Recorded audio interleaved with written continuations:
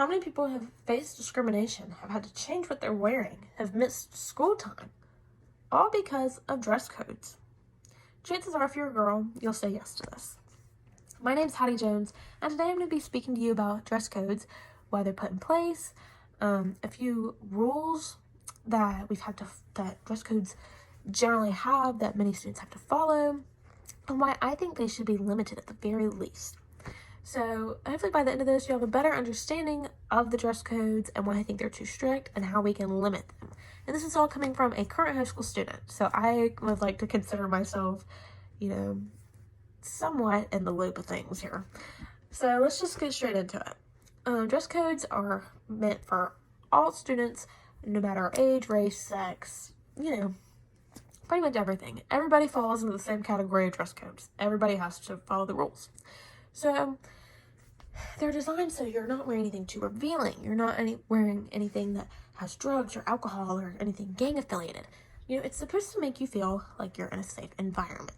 They are also meant to decrease the social divide that is already in schools, because that is a big thing anyways among school. So what's the issue here? It's helping students focus on their work. There's nothing too revealing or distracting or unsafe.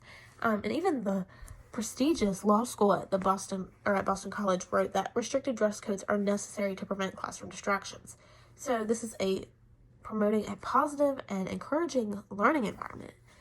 If I were a parent, I would feel like, this is amazing. This is helping my student grow and stay on task.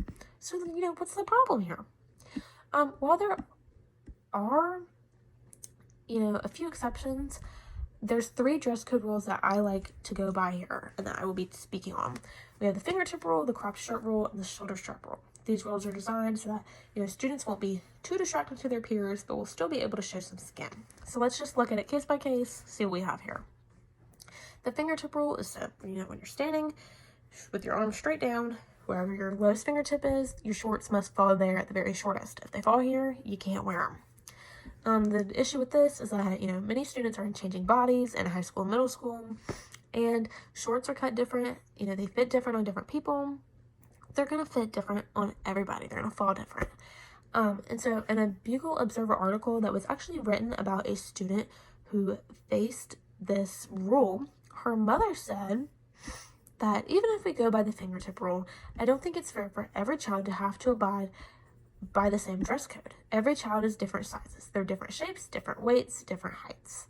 So, that just goes to show everybody's going to be different and everybody's going to look different in different things. And, that rule is just too broad to be included in a dress code. Another rule is that we can't wear crop shirts. You can't be showing your stomach, no stomach at all. So while I understand this rule, I've been a victim of this rule. While I do understand this rule, like that we're in a learning environment, many boys are wearing cutoff shirts.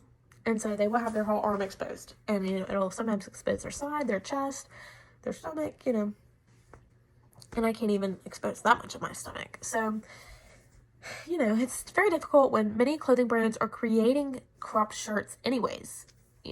Shopping can be very difficult regardless of what you're shopping for, and now you have to find something that's not cropped.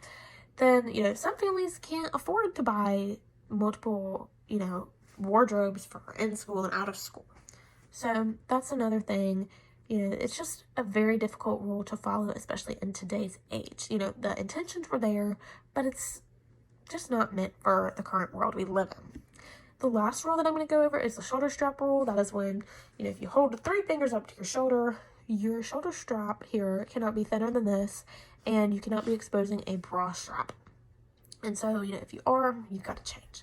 So this can be difficult because there's different style necklines and shirts. There's different styles of bras, like sports bras, like regular bras. Like there's all sorts of different things.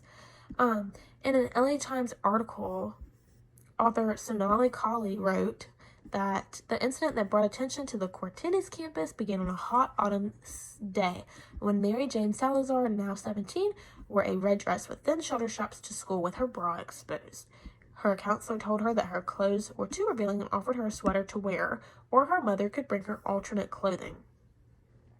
So then it says that James said she spent most of the day in the office instead of in the classroom.